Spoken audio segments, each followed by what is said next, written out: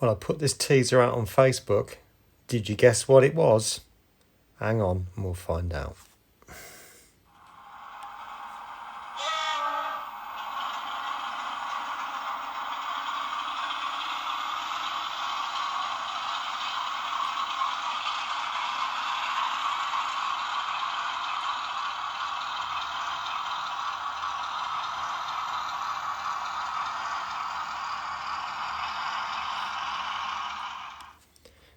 Good morning everyone and welcome back to Piccadilly Sidings.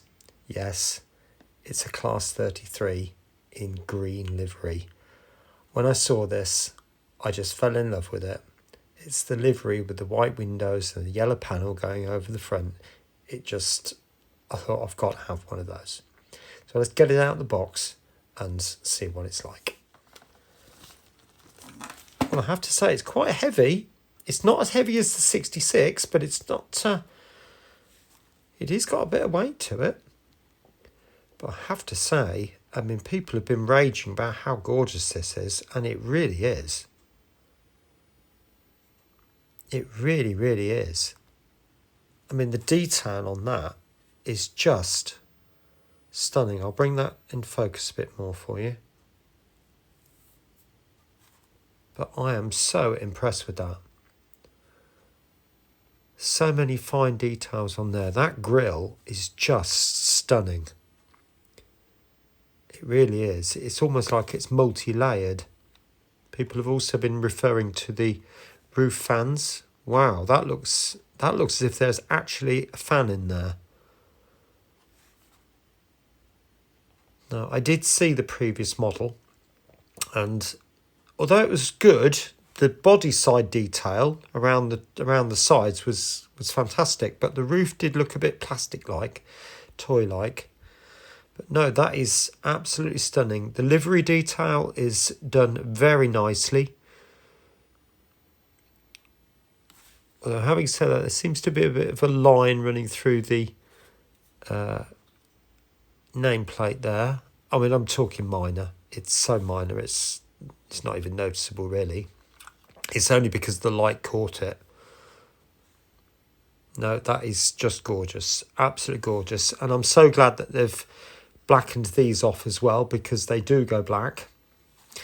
Now, I have noticed there are one or two tiny inaccuracies, which I'll mention, but, you know, it's neither here or there in one sense.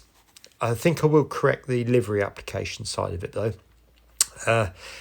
One end or the other, I can't remember which end, but I saw a video of this exact locomotive, and it is running on a preserved line. And this video was all about 33s. I did request to show you the video, but or show clips of the video, but the guy hasn't got back to me, so I can't really. But there's a bit of green just up inside there, so it doesn't go grey right up to the cab. There's a bit of green there, and the same the opposite side, but I'm not sure which end without checking that video. And their buffers are black.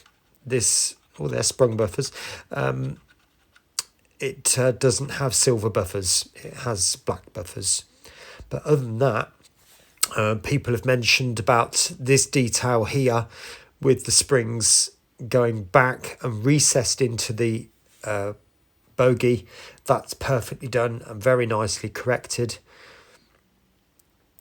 I'm trying to work out if they're separately applied parts or whether that is painted on, but it does look absolutely stunning. Right, so now we've had a good look at the model. Let's get it on the track and get it running on DC first.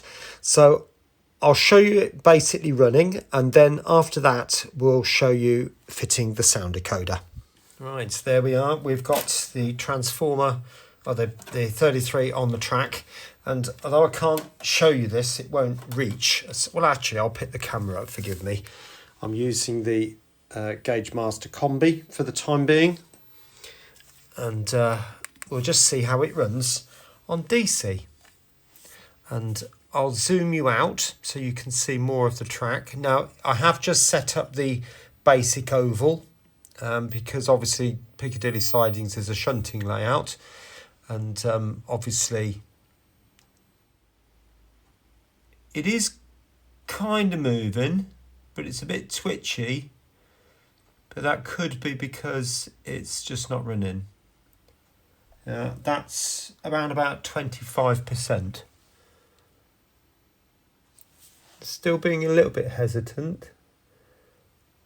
Let's just speed it up a little bit more. Seems quite smooth. And I think, in fairness to it, if it hasn't been running yet, so I think it would be a little bit unfair to judge its running performance based on that. Right, welcome back. Now, looking at the instructions, it says there are 4 clips somewhere on the body, so I'm assuming they're going to be in this sort of area here. I don't know. I've not seen anybody remove the body on this. And we're going to be fitting a Youchoos decoder.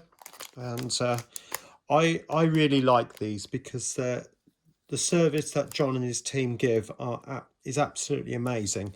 And if there's something goes wrong with these chips, then you can get another one. You know, if it proves there's a chip failure, they'll just replace it. But if it proves to be your fault because you've shorted the chip, I think it's £25. It certainly was, if it's not gone up. And they send you a brand new chip. And you know, that's certainly a bit of an insurance scheme, isn't it? Right, let's get this off. So I'm going to put my fingernails under the body, and actually I'll get the cradle.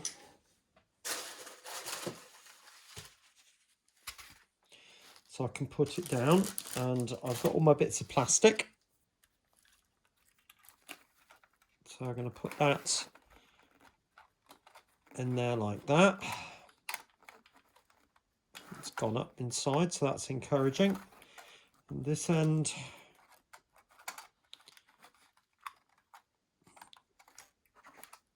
you know, this reminds me of what people have been saying about the 66, the Hatton 66. Because so many people have had parts fall off it, I decided I wasn't going to take it off, the body off. And I thought, well, it's a shame really if I can't get access to put a driver in it and all those sorts of things. So I had a go the other day, and following Peter Dixon's advice about where to pull on the body, pull on the chassis by the bogie, the buffer for beam. Don't pull on the battery box, pull up in this area here on the 66. And I'll tell you what, it came off without any bits whatsoever. It was absolutely brilliant. So Peter, if you're watching, thank you so much for that advice. It was invaluable. Really, really helped. Now, I'm hoping that will now lift off. There we go. Perfect. Pin 1 is this one just here. Top right hand corner. So I understand that goes in there like that and push down. So a bit of tape over the top. Now they just said a tiny little bit of black tack to hold the parts down. So a little bit in the middle there. And I'll put that, it's got the black tape at the bottom, so that should be all right just there. Making sure that the wires are protected, and then the decoder can probably sit just there. Right, welcome back. Now, I've connected the Z21, and remember, I do that via just these plug-in connectors, and I do that for all my layouts. So if you saw the CV video the other day, you would notice I'd connected at the Z21 with the test layout on the N gauge with this. So it's if you've got more than one layout and one control, it's a brilliant way of doing it. It saves all the hassle. Now, what I've done is I've got a test loco set up as just test 3. I just want to show you this. I've just done this, but I'm amazed by this. Watch. Look, you can see I've just put it up a tiny little bit and it's actually moving. I might even get it lower than that. Look. So yeah, it has got very good response. Somebody commented the other day about how they appreciated the Z21 bit and how to set up different locos. So I'm going to show you that now. So I've gone back to the home page. This picture changes, by the way, on a regular basis. So I'm going to go into vehicles and I'm going to go to add down the bottom here. So there, and then add loco. All right. Now that brings up a brand new page.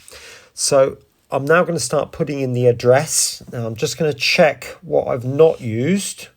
Loco. And change that to 2. Enter. Successful change. Right, so hopefully that will work. I'm just going to nip back now just to double check that. And go up to the end. That's the new loco. And you can see that's now moving. So that's got to be a good thing. So let's go back in now and put in some of the other details. So I'm going to go back down to that loco there. That's still going. Now I'm going to take this out. Now it's asking for the name. So I'm going to put in class space 33. That is absolutely necessary. That toggle switch there, if that goes off, the loco is inactive and will not work. So that's got to be on. Display speed. Now I like mine displayed at miles per hour. I do find though that the speed that Z21 gives you isn't always that accurate. Some locos you get going the same speed and they're showing different values on here. So now I think a 33 is probably programmed to go 90 miles an hour. So I've put in 90 miles an hour for maximum speed. That's nothing to do with CV5. I have to point that out to you. It's asking for what type of decoder, because the Z21 will take a Motorola decoder, which is a European thing. We're on a DCC, so it's set to that. Then it's asking for speed steps. Now this is all to do with how many steps does it take to get to full speed. So the smaller the number of steps, that means it's a bigger incremental jump. So in other words, it will get to full speed probably a little bit more jerkily, whereas if you put it on 128, it's got through so many more steps to go through, so it's actually ultimately going to be smoother on 128 speed steps, so it's always advisable. Now the sound functions, or the other functions, go on this tab across the top. You've got tab functions, driver cab, traction and video.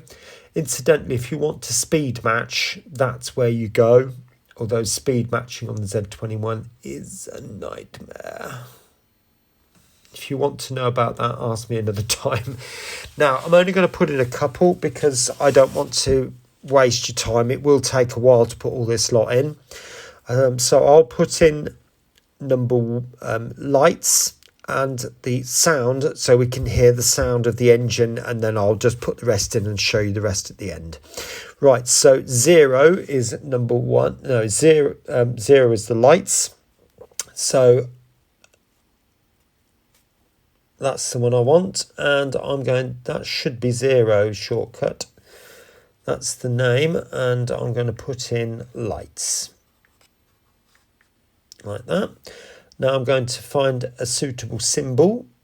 So I'm looking for directional lighting, and I think I'm just going to use the full beam one there.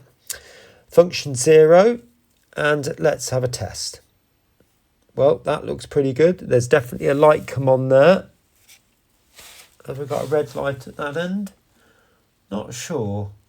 No, it doesn't look like it. Right, I've got the body off to do a few little bits to this before I put it on the layout. And there's one little bit that is bugging me, I have to say.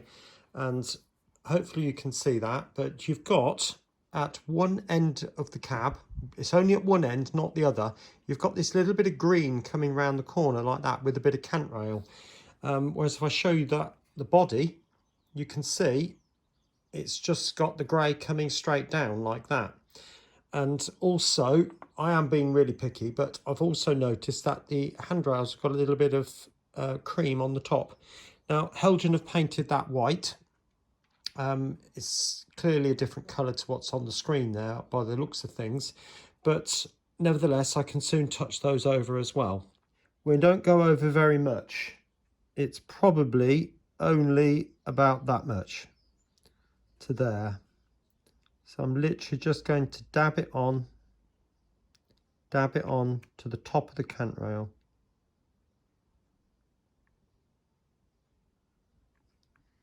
Like that. Right, for the orange. Just the tiniest little bit on the brush, and like I said before, I'm literally just going to cover over the white.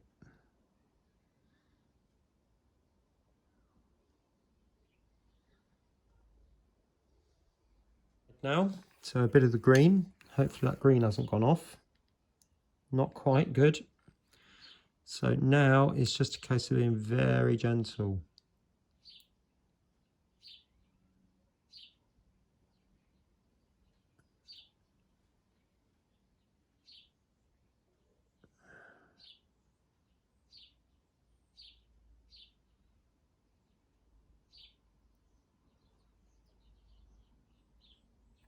Right, in the meantime, I'm going to deal with the buffers just to show you. If I zoom out a bit, can't. There's the buffers, and there's the number. Okay, so the buffers are black. So that means I'm going to paint them grey and then give them a wash over with some browns and then a black smear in the middle. But this is the anthracite grey colour. So I'm doing a dabbing action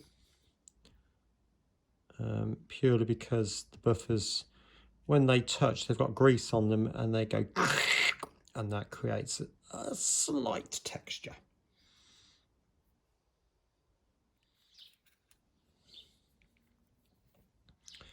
Right, this is a burnt umbery type colour, but I'm literally just going to put on a tiny little bit, water it down and just create a speckledy effect over the buffers. Right, on to the weathering side of things. Now, like I've said before, less is more, and I can't stress that enough. If you go too heavy doing this, it will just look a complete sight, and you know, that's not what I'm after anyway. So first of all, actually, let's go in with the anthracite, which is just there. Now, I'm not going to be quite so stingy with this because I do want it to be reasonably dense, but even then, again, I'm not going in heavy. I'm wiping a bit of that off.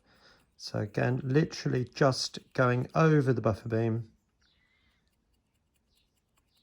like that. Not too much. Now, I did try and put a battery against this to get the wheels to turn, but unfortunately it's not powerful enough to turn the motor. Right, just going a little bit over the end, but again, not a lot.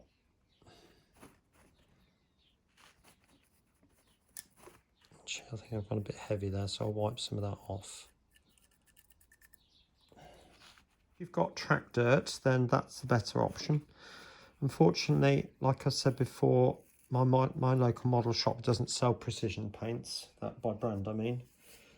So I have to get the nearest to it. So I'm using, in this case, this is the the Humbrol colour, RC418. It's probably not exactly the right colour, to be honest, but it's just to give a hint. That's all it's to do. That's its sole job, a hint. Well, I need a skin colour, which is that one. Now this is quite watered down in the sense that it's not heavy at all. So I'll put a bit on my brush, and on the steps it seems that there's a little bit of, because it's quite watered down, that will dry.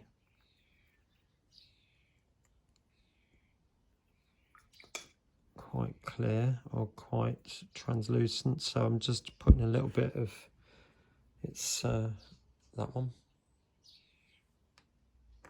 again. So I'll put it in the paint and then into the water, just giving a hint, and just brush it back, and then downward stroke with my fingers. I don't want it to leave any heavy marks, but there is seemingly, looking at the pictures of this 33, there seems to be a tiny little bit of definition. Again, those little bits there won't have much impact, it'll just dry with a hint. Right, welcome back. I've just gone round and just sort of done a little bit more. I cleaned up these edges of the buffer beams a little bit because they were looking a little bit dirty, and so I'm quite pleased with that. You know, it's given a slightly grimy look without going too much over the top. And looking at the pictures of the locomotive, the actual locomotive, it looks fairly similar, so I'm quite pleased. Now, you might have remembered I mentioned these bits that go here. Just had a nice surprise. Looked in the parts bag, didn't I? What have we got here? You know, so that's pretty good, and I'm so pleased. Looking at that one, they'll go on there just like that. So I've got both of those to fit. Just thought I'd show you this. When I took this off the sprue, I ended up with a little black mark just there. But when I look at the real locomotive, this plate is incredibly thin, and the part that I've got here in scale proportion is quite thick. So what I've done, I've taken a knife and literally just scraped off the bottom edge of it. So hopefully it should fool the eye into thinking that it's a much thinner part. So I will get those glued onto the model now, off cam, like I said. I'll speak to you in a minute. Right, onto the weathering then. Now, I'm using my normal, oops, that was a bit big, wasn't it? Null oil.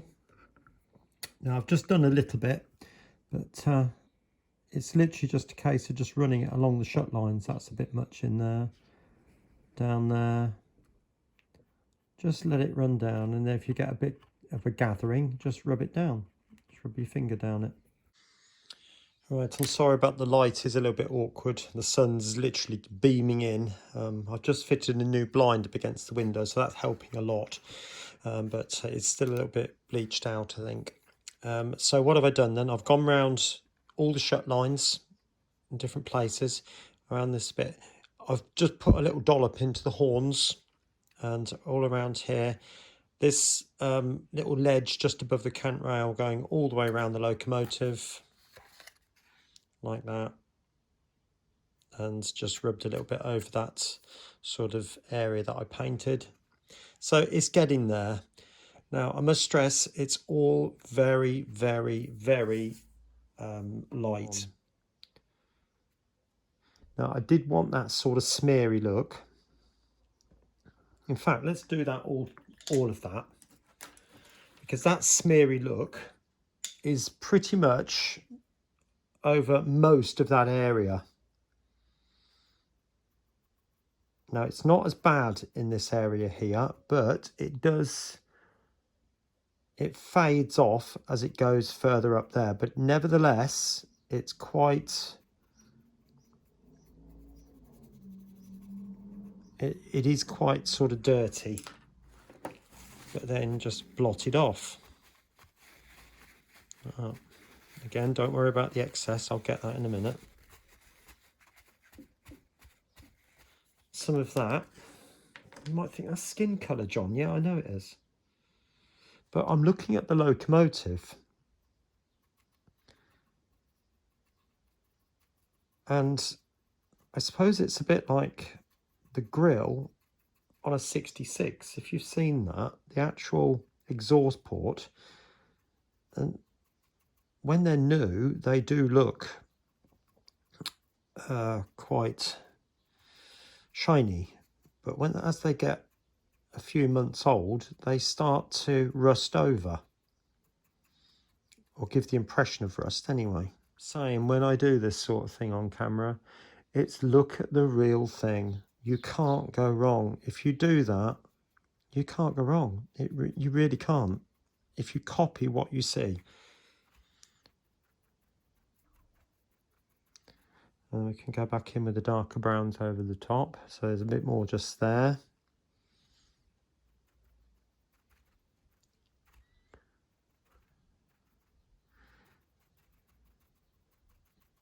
Coming up this end. Oops, that's a bit strong. But then just sort of blend that out. And down there. Get in there. So I'm going to go in now with the slightly heavier, supporting my hand over the top of that, and create this sort of smoke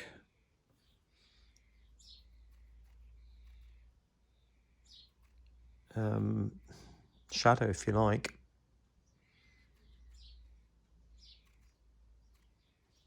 Like that. Wash the brush and again blend that back in. Just clear water.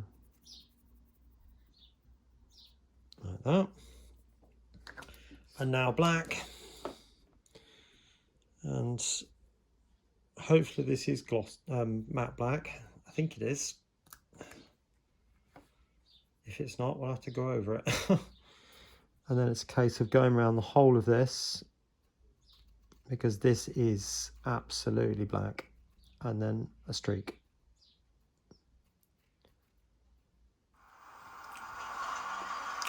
Right, well, here it comes. I am sorry about the last clip. The sun just got the better of us, I'm afraid. And I didn't realise it all happened so quickly. But it would help if I made this a little bit sharper, wouldn't it?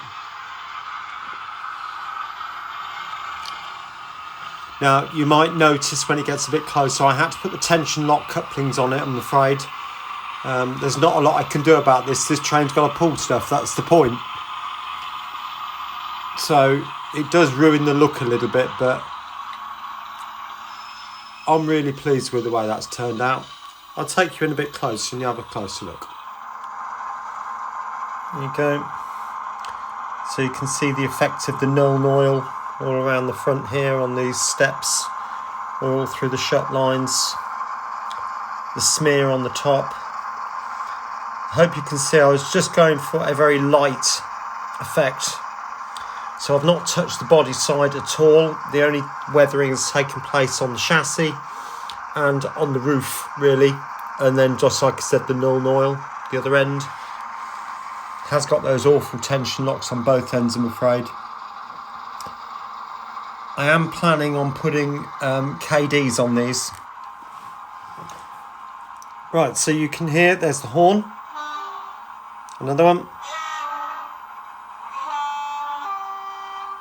Clag.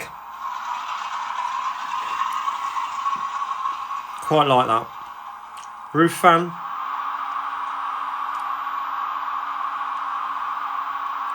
Compressor.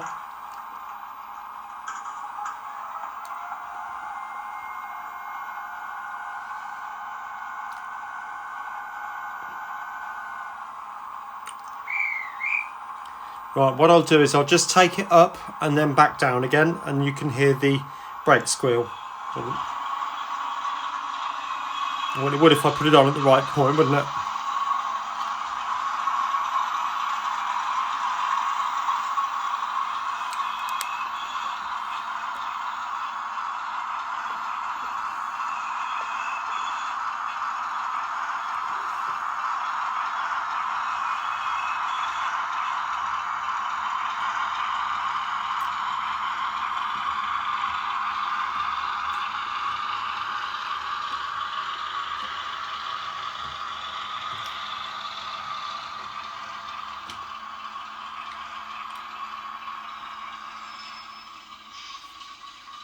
Hand of God. No point motors at the moment. I love this moving off. It sort of builds up to it. I'm not touching the controller, it's doing that all by itself. Now I'm going to put it up a little bit.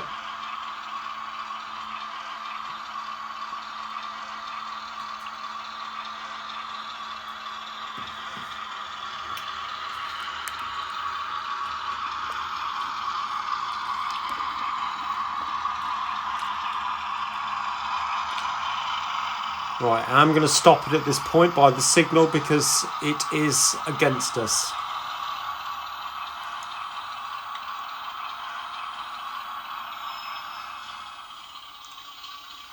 And I'll leave it on tick over. Now, what do I think then? Well, I'm very happy with this model. It's a gorgeous model. The detailing is out of this world. And, well, I can't fault the detail. Now, one thing I will have to say to you with regard to the detail, if you've got one of these or plan to get one and you want to fit the tension lock couplings, please bear in mind my layout has hardly got any sharp corners in it. This is probably the sharpest curve there is on the whole layout. And, so that was the point. I wanted to keep the curves as straight as possible. But if your layout has got much sharper corners on it, which let's face it, most layouts have, unless you've got this type, then you might end up having to remove some of those pipes and hoses, which would be a shame, but it's the only way you're going to get the coupling to actually turn the corners. I think it might just cause a few issues. But having said that, the Loco is quite heavy and it will hold its own on the track. So, yeah, there is that. Now, you'll also notice if I change the direction, there's no rear lights to this. I've had the body open and it's a plug system. There are some plugs into the circuit board, PCB, and I thought I'd got some of those plugs. But the plugs I've got are too small. Otherwise, I would have fitted a red LED. But I'll see what I can do about that, because I would like it to have some red, which I could turn on and off independently if that's possible. I don't know at the moment. Maybe. I'll investigate. But on the whole, the detail compared to what was the previous model is just outstanding. I've not seen the previous model up close, but from videos, people were saying that the top looked quite plasticky and toy-like, whereas this really doesn't. The chassis, particularly the battery box, didn't look as good. It certainly didn't come, I don't think, with as much buffer beam detail, but this is just a brand new beast. So I would highly recommend it, and it runs like a dream. Absolutely like a dream, particularly on DCC. So really, really happy. Anyway, top video I'm going to put as the one when I put in the signals, which are those, and the nightmare that was, if you remember seeing that video. And the bottom video, I think I'm going to put the one about the CVs. That's everybody seems to like that one, so that one's going as the bottom video. All right, everybody, take care then, and I'll see you again soon. Bye for now.